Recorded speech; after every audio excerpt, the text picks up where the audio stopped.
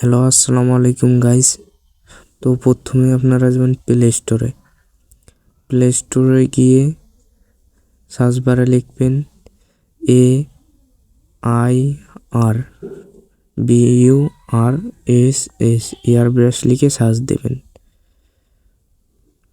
তারপরে আপনারা ইনস্টল করে নেবেন। আমার ইনস্টল ছিল, আমি ওপেন করে নিলাম। তো ইনস্টল হয়ে গেলে আপনারা ওপেনে ক্লিক করবেন। ক্লিক করে অ্যাপসে প্রবেশ করবেন। তারপর ওইখানে একটা প্লাস আইকন পাবেন, ওইখানে ক্লিক করবেন। তারপর আপনাদের গ্যালারি শো করবে। গ্যালারিতে যত পিক আছে শো করবে। পিকগুলো আপনারা যেটা এডিট করতেছেন সেটা বেছে নেবেন।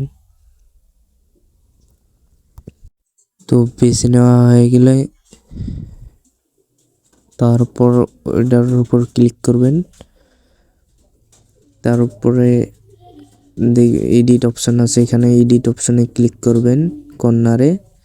তারপরে দেখবেন হলো ব্রাশ নামে একটা অপশন আছে, ওখানে ক্লিক করবেন।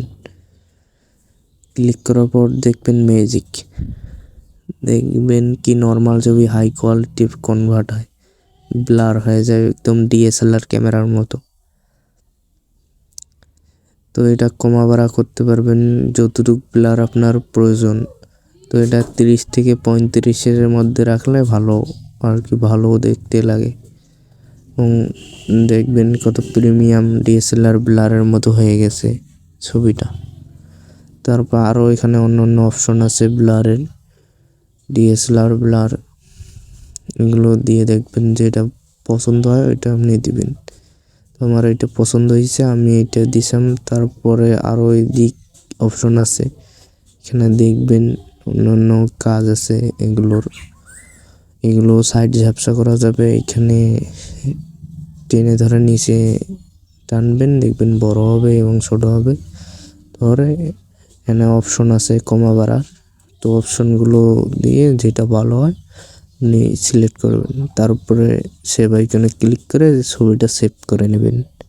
তো বন্ধুরা, পরবর্তী ভিডিও পেতে সাবস্ক্রাইব করুন।